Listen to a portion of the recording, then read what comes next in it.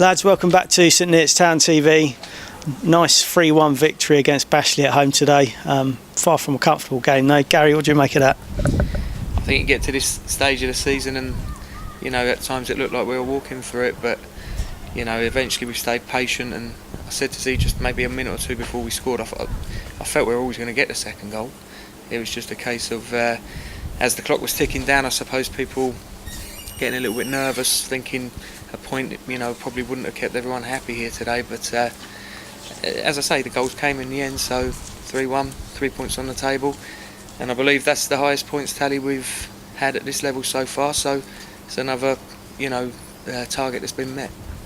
It's another good achievement and another good signal of what's to come and how this team's developing now.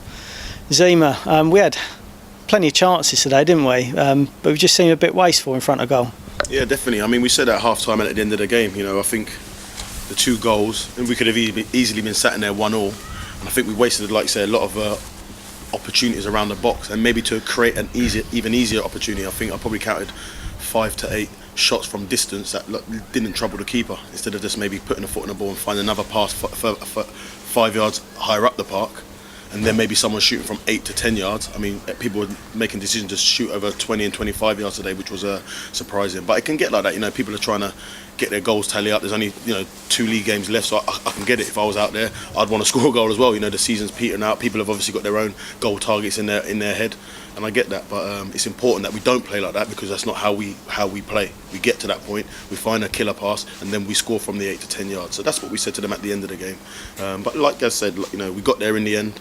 And it shows, like we always say to them, the game isn't played over 90 minutes anymore. It's 95. People are scoring goals in extra time.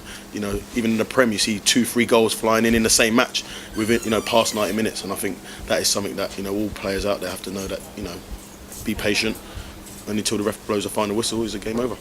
So Ben Ford comes on as a sub, 89th minute, and he strikes a beautiful left foot right into the corner of the net, and keeper could do nothing about it. What do you think of his goal? Well, it was a great goal. I'll give you the truth. He sat next to me, and I'm we're frustrated this way. Again, we're choosing some bad decisions, and he just get me on, and I went, all right, then warm up, and he went and warmed up. So he come on.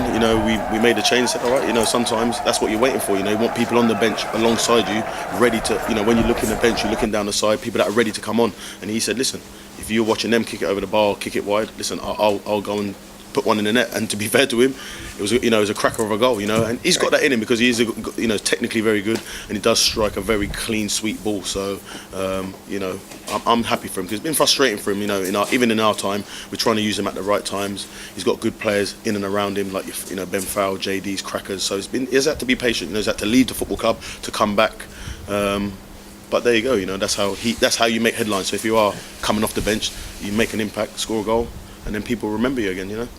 Yeah, he's done well today, and credit to Ben Ford for bringing in the points. Really, the penalty was a bit of a cherry on top, I suppose. But there we go. Ferrari certainly had an impact as well as a substitute today, and seems to be one of the more positive players for us today. Nathan, I even saw you running up the pitch to celebrate that goal. Was that a sign of the frustration, just being relieved there? I think it's a bit of a relief. You don't disrespect the opposition. They're already relegated, so they've got no fear. And everyone could see that it was only 3 points was acceptable from where we are and how we're playing. And I suppose that kind of frustration is released when you get that goal you've been trying to thrive for. So yeah, you'll see me do that one a season, or maybe never. So even in a game like this, it shows you what it means to myself as a player. Forget the management side. I always want to win football matches that I believe we can win. So I was just as pleased as the next man that kind of goal went in, was the winner before the penalty. So obviously today, no Ryan Frater now. He's serving his suspension, and we had a bit of a new pairing in the middle at the back there with Geordie and Gav. Hard lines for Geordie. Obviously his mistake led to that first goal, but they seemed to solidify a bit better after that and knuckle down and do the basics well, didn't they? Yeah, I think when you look at it across, you've got Ed playing at left back, no Arthur suspended, and Freight suspended. You bring Geordie in. We've done a little bit in training. You've got to throw the young men out there, because obviously it's a learning curve for him.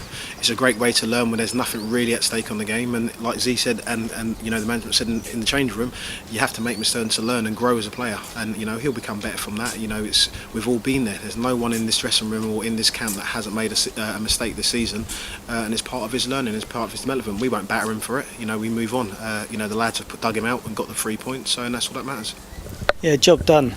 Right, just thinking about last week's game, we haven't spoken about that one just yet. Away at Weymouth, terrific victory. I've seen the goals courtesy of Weymouth's video, but what was that game like, Gary?